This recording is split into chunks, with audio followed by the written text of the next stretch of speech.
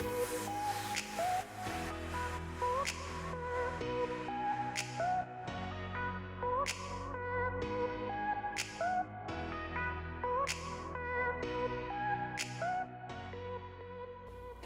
everybody, my name is Brian and I'm with Robbins Plumbing, and today we're going to talk solar water heaters. Basically with solar water heaters you've got two different main options. That's going to be either a closed loop system or an open loop systems.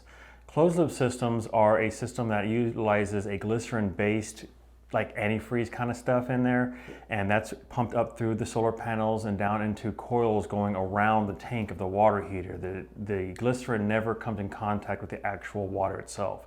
That's why it's called a closed loop system. The open loop system actually utilizes the water itself and sending that up to the panels to be heated directly by the solar panels and back down into the water. So it's all going to ends up going through your water system at all. So that's an open loop system. One of the things you want to take into account with solar water heaters is they are actually very large. There's lots of components to them. You're going to have at least one, sometimes two separate pumps to activate the system. You got your control box or the brains of it that tells everything what to do, when to turn on. You've got your thermostats and everything like that that's sensing the water temperature both above on top of the roof of the solar panels and down at the bottom of the water heater. So it tells, that way the controller knows whether or not to turn the pumps on and pump the water through it or not. Solar water heaters are generally going to be fairly large systems. Generally you're going to find that they're going to be an 80-gallon tank.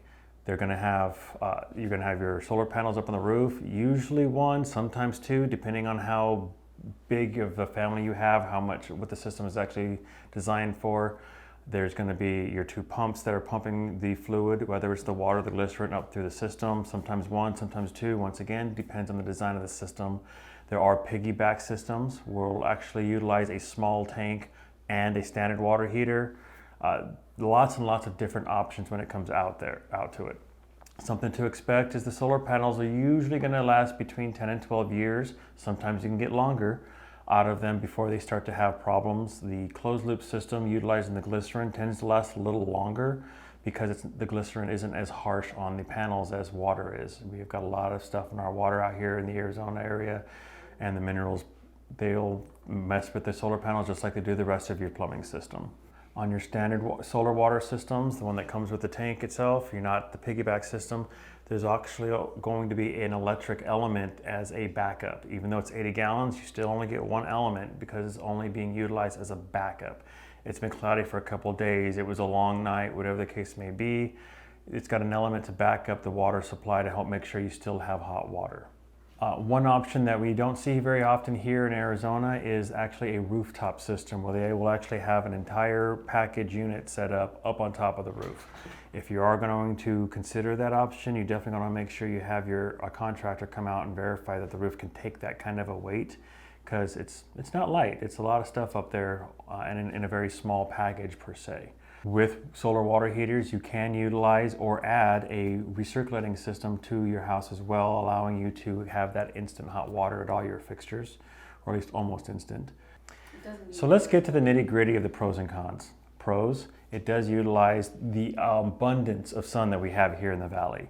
You're utilizing that heat to heat the water throughout the whole system so that your energy usage is really low. Generally, most of the energy being used is going to be from the pumps that are pumping everything through. So as long as we got good hot sunny days, which once again we have here in abundance, they're a great option if you're wanting to do the go green scenario. As far as efficiency goes, they are much more efficient than a standard water heater. There are other options out there that are more efficient, but as far as where it falls on the scale, you're looking at probably the number 2 in efficiency when it comes to an electric setup. So you're going to see a savings on your electric bill monthly.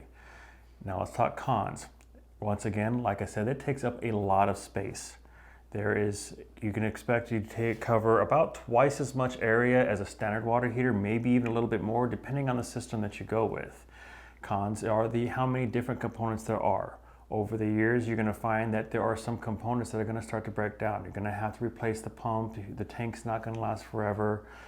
Eventually, the panels up on the roof are also going to have leaks, and you'll have to replace those. Another con would be the penetrations through the roof for the water lines. Yes, they get sealed up and a roofer can inspect them and make sure they stay sealed up, but you still have additional penetrations going through the roof. And upfront cost.